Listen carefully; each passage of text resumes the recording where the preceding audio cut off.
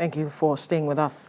For more than a decade, Nigeria has been battling insurgency in the northeast. The menace has now crawled into parts of the northwest and north central. The long and hard-fought war with Boko Haram terrorists have claimed many lives and left in its wake millions of people who have been displaced and now have to live in refugee camps under very poor conditions. Palliatives from the federal government have not done much in ameliorating their suffering. This is why Amazing Smiles Foundation is doing its part in supporting these victims of terror financially, educationally, emotionally, and the likes. The founder of Amazing Smiles Foundation, Abigail Jerry, joins us now to talk about this. Good morning, and thank you for joining us, Madam Amazing Smiles. Thank you so much. Good to have you join us. Right. Welcome. Give us a sense of what the situation is with these victims, such that we are still seeing gaps in what the government is doing as not being enough.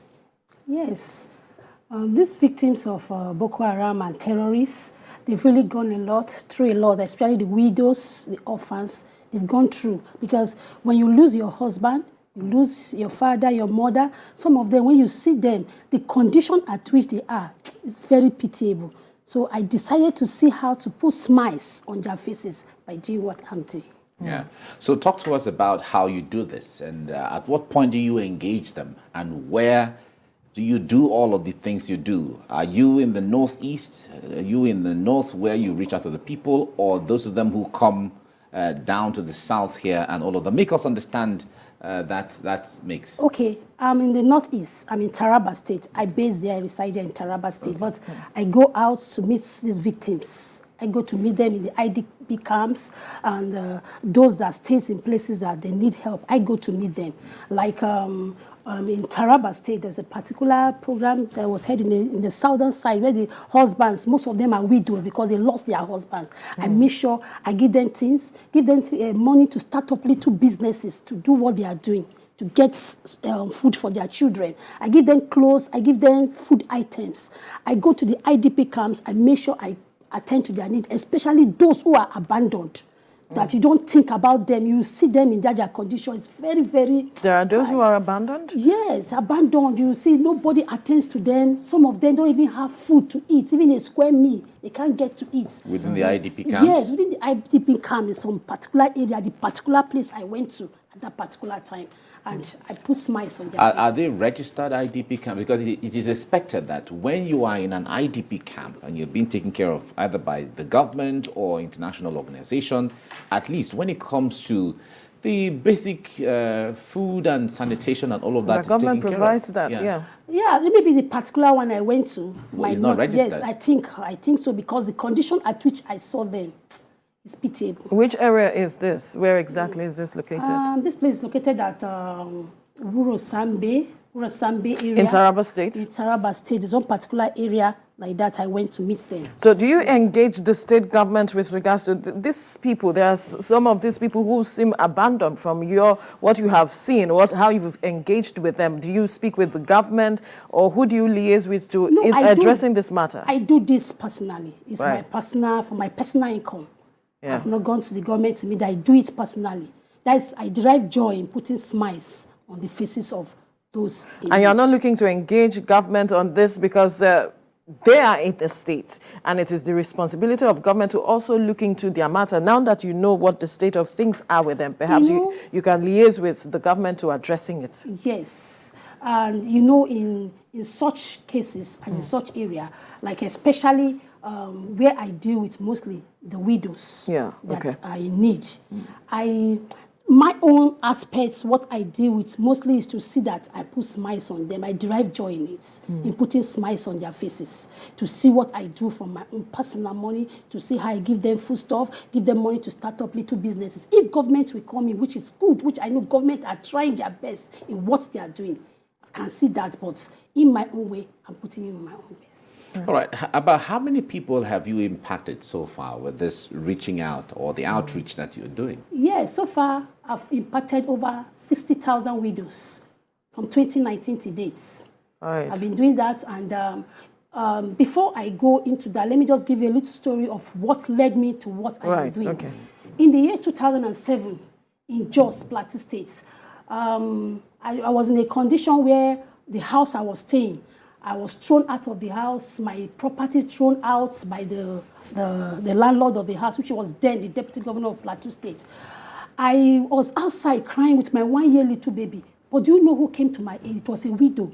A widow showed kindness to me. A widow showed love to me. And I made a vow to God. I said, if you bless my husband and you bless me, the profit I will get from my business, I will make sure that widows, orphans, less privileged, those in need will never go empty-handed. And that is why I do what I am doing today. As God blesses me with the resources I and my husband, we put together, we make sure we put smiles on these people's faces. I've been doing that consistently. And not only that, even the children in school, some of these children that the Boko Haram killed their parents, that don't go to school, I put them on scholarship scheme of my Amazing Smiles Foundation. I put them in school. I get exercise book, like a campaign I'm doing now, over 1 million exercise book to students, and Pad a Girl campaign. Because some of these girls, they don't have pad to use. These IDP camps, and those left abandoned by the Boko Haram. They don't have pads. You see, they use rag for their pad. So I took up this campaign of Pad a Girl campaign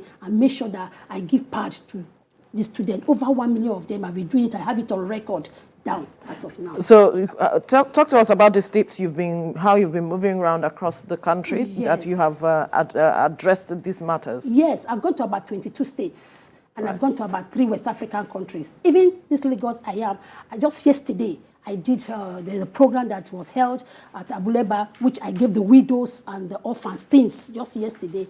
And on that, this Election magazine even confined me with an award of the West African Icon Award yesterday here. So I've been going around and I've been doing it.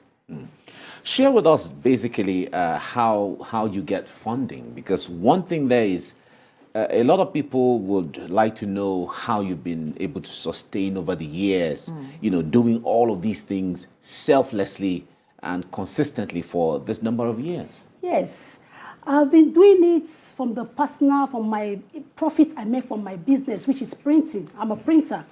The business I get from printing job is what I've been using to do what I am doing all these years. And God has been faithful.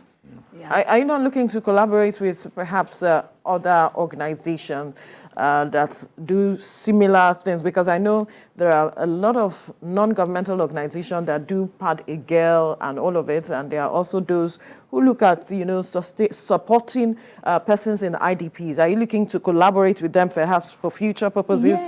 Yes. If they call, why not?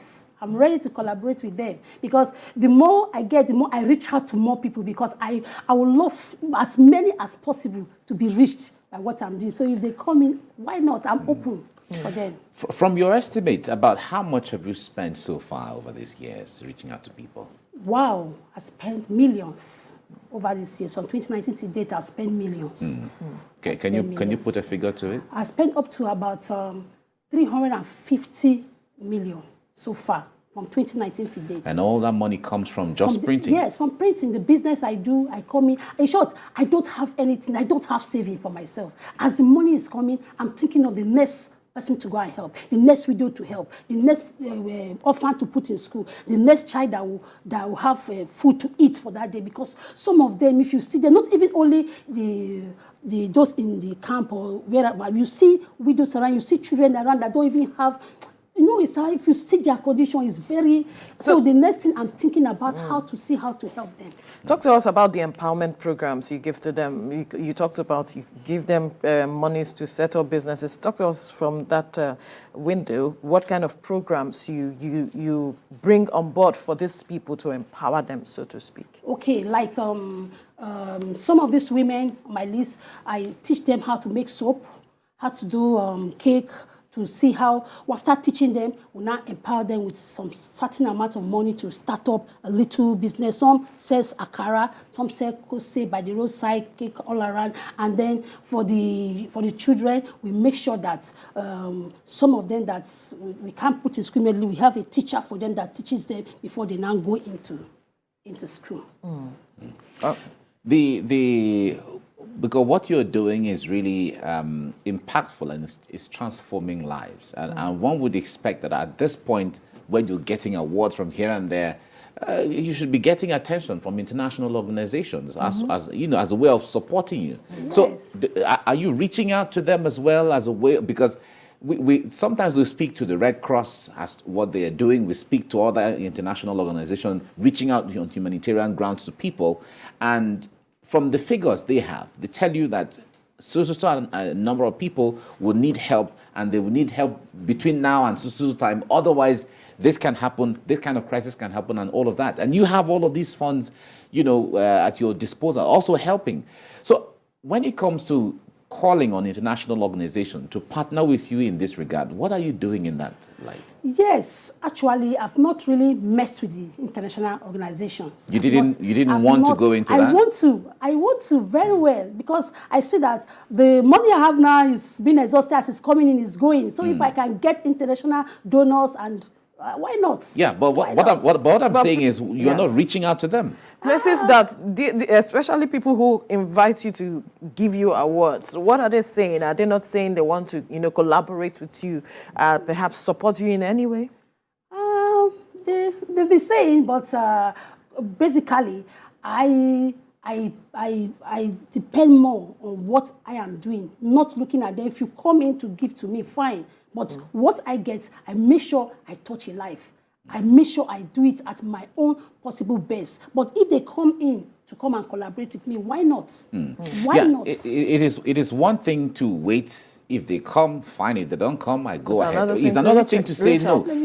We've been doing this for the past 3-4 years, or even 5 years or more. Let's be a little more systematic, or maybe a little more strategic, as a way of creating a pool, and then bringing these people. Since you have been working with these people, you know their needs. Yes. You know where they are. Yeah. You say you've worked with, at least within 21 states, thereabouts, 22 states, yes. And then also across three countries. Yeah, fine. It means you know the location where these people are, you know what their needs are, you know what their challenges are, and all of that, and you are on ground, you're at the grassroots. So the point there is that one would expect that you will try to be that pivotal, that platform where you call all these people together, and systematically you're able to impact more people. You know, there's something that we have a passion for something, and the other way of collecting. I have this, let me use what I have first. Since I have the money at hand to do what I'm doing. Yeah, but you've been doing this for years now. Yes, and God has been faithful. So now I'm coming out. If they can come and join me so that we can touch more lives, why not? So you said you've been across 3 countries. I'm wondering what these countries, which countries are like, they, for example, and then how you were able to make an inroad into these countries. No, like for example, I went to Ghana for a personal program, and getting there as my way is, I just asked them, let me see the widows, those who are going through a lot here. I got wrappers from here. I take it to them there, I share for them. Then the money I have, I gave it to 1 or 2 people. I say, show me those who I need, who know they don't have anything doing, they are going through. And it took me, I gave my own little way I could give to them. Right. That's how I... So which other countries have you been to apart from Ghana? Yeah, I've been to Ghana, Kenya, Senegal. Right. We'll have to leave the conversation here now, but we must commend your effort thus far and hope that you get the needed collaborative effort and support from government as well as non-governmental organizations to move this further. Thank you, founder of Amazing Smiles Foundation, Abigail Jerry, for your time on the program. Thank you so much. Thank you. Thank you.